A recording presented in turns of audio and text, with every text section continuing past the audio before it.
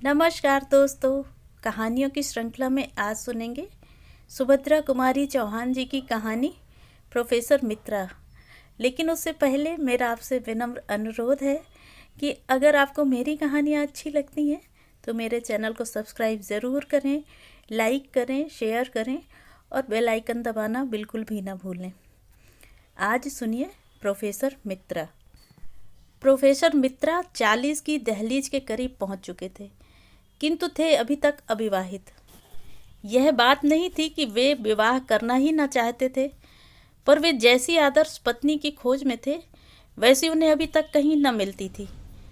Professor मित्रा स्वभाव से ही उदार और सुशील थे। रंग सांवला, कद ऊंचा और चेहरा सुडौल था। वे बहुत कम बोलते थे। स्वभाव के कुछ झक्की थे, पर थे आदमी अच्छे।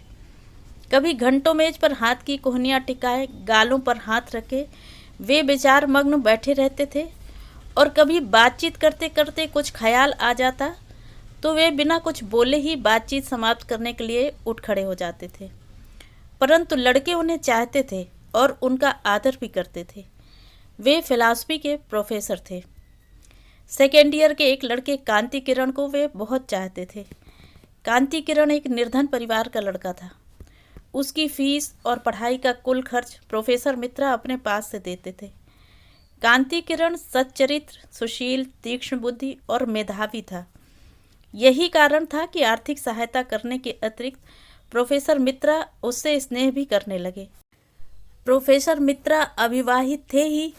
शहर से जरा हटकर उनका एक बड़ा सा बंगला था, जिसमें रहने वाला उनके अतिरिक्त और कोई न था। उन्होंने एक दिन कांति किरण से अपने बंगले पर ही रहने को कहा, और कांति किरण तब से उन्हीं के बंगले पर रहने लगा। इस प्रकार प्रोफेसर मित्रा ने अपने शून्य जीवन में एक साथी का प्रबंध कर लिया। गर्मी की लंबी छुट्टियों के बाद जब कॉलेज खुला तो नई भर्ती होने वाली लड़कियों में कांति किरण की भांति एक लड़की मृणाल पर भी प्रोफेसर मित्रा की अनुकंपा विशेष रूप से हो गई। यह मृणाल कौन थी, कोई नहीं जानता था। मैट्रिक उसने कलकत्ता से ही पास किया था। अपनी विधवा माँ के साथ कुछ ही दिन हुए यहाँ आई थी। मृणाल की माँ निर्धन थी। यहीं के लड़कियों के मिडिल स्कूल में वह उप पाठिका होकर आई थी।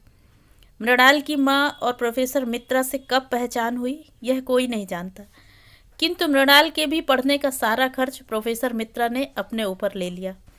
यही नहीं कि प्रोफेसर मित्रा केवल कांति किरण और मृणाल को ही आर्थिक सहायता देते हों, वे और भी बहुत से गरीब लड़कों की सहायता करते थे। बैंक में उनका कोई हिसाब न था। हर महीने की तनख्वाह उनके आवश्यक खर्च को निकालकर इसी प्रकार निर्धन विद्यार्थियों की सहायता में उड़ जाती थी।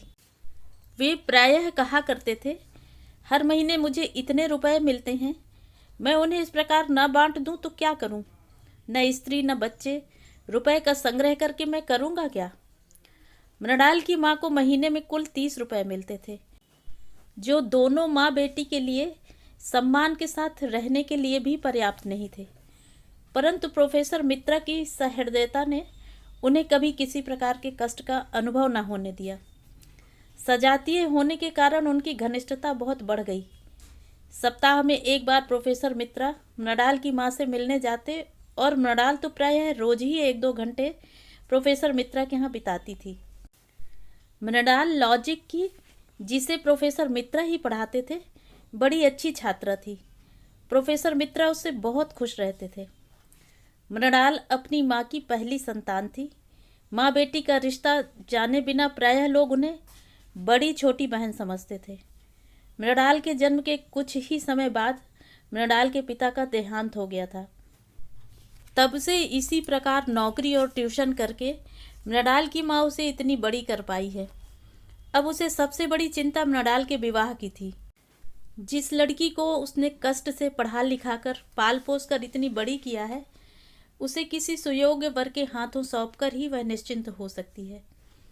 वह पढ़ा लिखा कुलीन वंश का और खाते पीते घर का हो, जिसमें उसकी मृणाल सुखी रहे।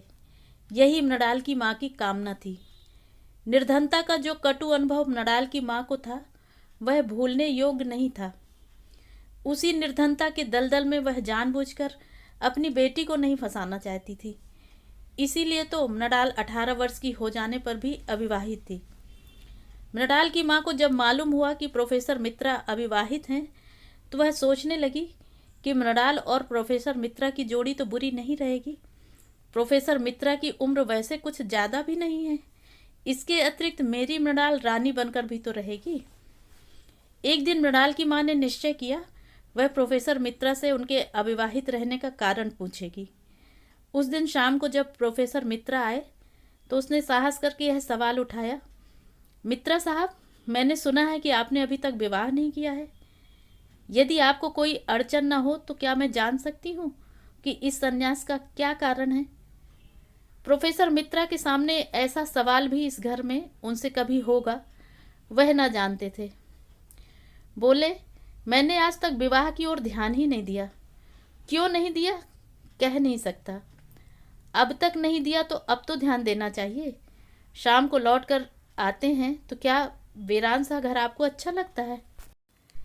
प्रोफेसर मित्रा हंसकर बोले, नहीं, घर तो वीरान नहीं रहता, कांति किरण रहता है। अक्सर मृणाल आ जाती है, फिर नौकर चाकर भी तो घर में रहते ही हैं।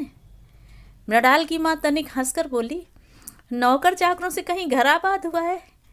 और कांति किरण का क्या? उसकी पढ़ाई खत्म हुई, 2 महीने बाद अपने घर चला जाएगा। मित्रा साहब हंसकर बोले, तो मृणाल तो रहेगी? मृणाल की माँ जरा गंभीर होकर बोली, हाँ, मृणाल तो रहेगी, पर ऐसे रहने से क्या होता है? मैं मृणाल के लिए ही कह रही हूँ। अब मृणाल के साथ गृहस्थी बसाओ, मैं भी उसके हाथ पीले करके निश्चिंत हो जाऊँ। प्रोफेसर मित्रा चौंक पड़े। मृणाल के साथ गृहस्थी बसाऊँ? मृणाल तो बच्ची है।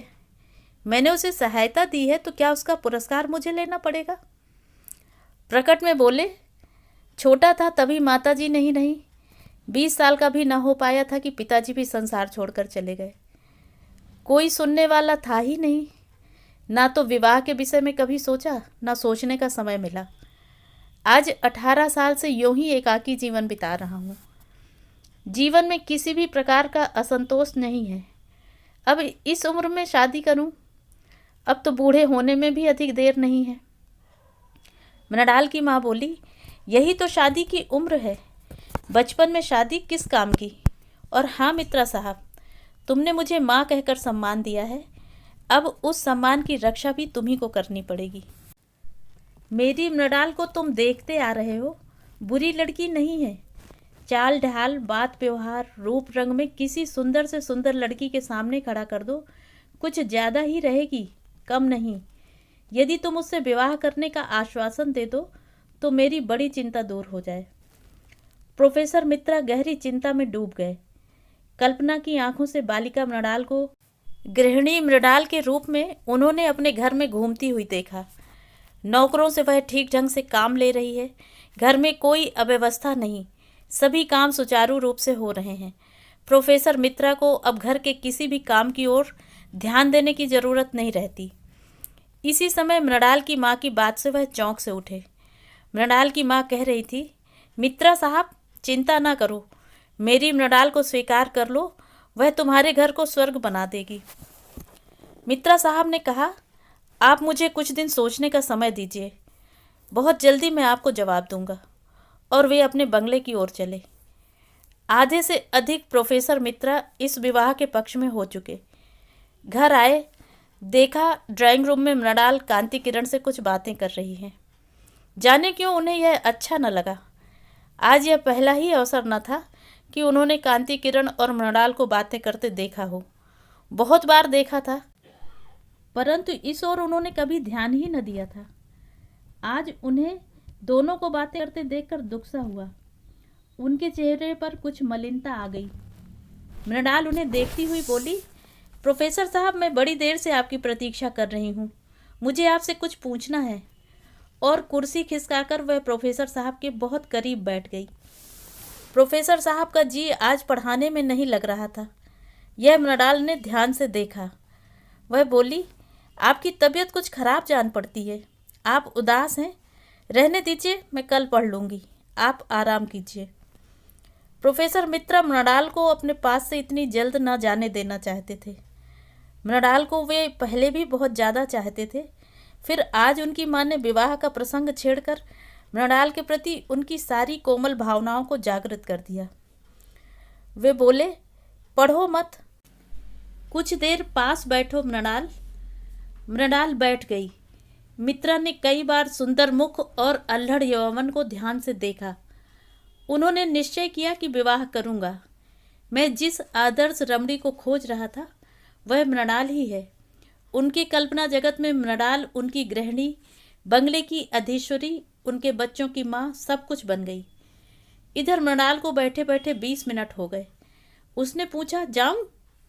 रात बहुत हो जाएगी तो माँ बहुत घबराएंगी। प्रोफेसर मित्रा चौंक पड़े। बोले, हाँ मृणाल, रात बहुत हो गई है, चलो तुम्हें छोड़ आता हूँ। आप क्यों तकलीफ करते हैं, ड्राइवर से कह दीजिए, मृणाल ने कहा। पर प्रोफेसर साहब ना माने। वे बोले, नहीं, चलो मैं ही छोड़ आऊँगा। और वे मृणाल को लेकर चले। ड्राइवर तो था भी नहीं। ऐसी हालत में प्रायः कांति किरण ही उसे छोड़ने जाया करता था। इस वार्ता में भी ड्राइवर की जगह मृणाल का मतलब कांति किरण से ही था। प्रोफेसर साहब मृणाल को छोड़कर आए। उस दिन रात भर वे सो न सके। विवाह की चिंता में उन्हें सारी रात नींद न आई।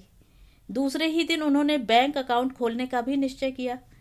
घर गृहस्थी का सब कुछ तो अब उन्हें संग्रह करना ही पड़ेगा। अब लापरवाही से काम नहीं चलेगा। सुबह उठते ही उन्होंने कांति किरण को बुलाया।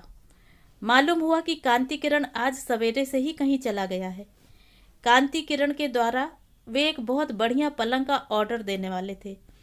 मृणाल के लायक उनकी समझ में उनके घर में कोई भी सामान नहीं था। सभी सामान ठीक और अच्छा बनवाकर रखना पड़ेगा। अकेले आदमी की बात और होती है और गृहस्थ की और। इसी चिंता में सुबह का भी सारा समय बीत गया। कॉलेज जाने का समय हो गया। उन्होंने भोजन किया, सोफर से कार निकलवाई। उन्होंने सोचा कि पहले मृणाल के घर जाकर उसकी माँ को विवाह के विषय में अपनी स्वीकृति की सूचना दे दे और फिर कॉलेज जाएं। विवाह करना ही है तो फिर देर करने से क्या फ़ायदा। वे कार स्टार्ट कर ही रहे थे कि एक साइकिल सवार आ उपस्थित हुआ और उसने एक लिफाफा प्रोफेसर साहब को दिया। पत्र में लिखा था, माननीय प्रोफेसर साहब, हम दोनों यानी मैं और मृणाल अंतर्जातीय विवाह के नियमों के अनुसार आज विवाह सूत्र में बंधने जा रहे हैं। विवाह की रजिस्ट्री के लिए हमें आज कचहरी जाना पड़ेगा। अतएव आज हम दोनों कॉलेज ना आ सकेंगे, क्षमा कीजिएगा। हम हैं आपके आशीर्वाद के अभिलाषी, कांति किरण, मृणाल। पत्र पढ़कर एक फीकी हंसी के साथ प्रोफेसर मित्रा ने अपनी कार कॉलेज की ओर बढ़ा दी। तो ये थी कहानी। कहानी आपको कैसी लगी कमेंट करके ज़रूर बताएं।